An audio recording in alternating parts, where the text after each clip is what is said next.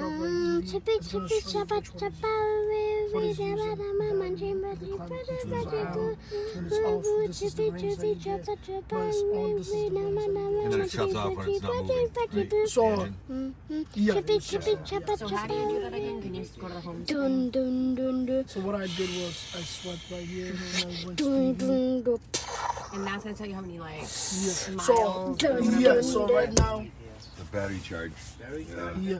So right now, if you have the climate control on, this is the range that you get in. But if you have it off, this is the range that you get in. So basically, having it on, you lose like 5 miles basically. Yeah. Okay. Now, if you want the nearest EV station, you press on this, and it's gonna show you the nearest EV stations.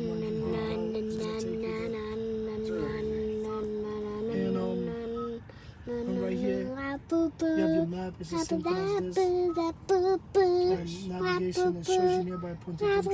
Nearest convenience, EV stations, everything around you. Fast food and everything. Roadside assistance, hospital. For the safe places, you can save it.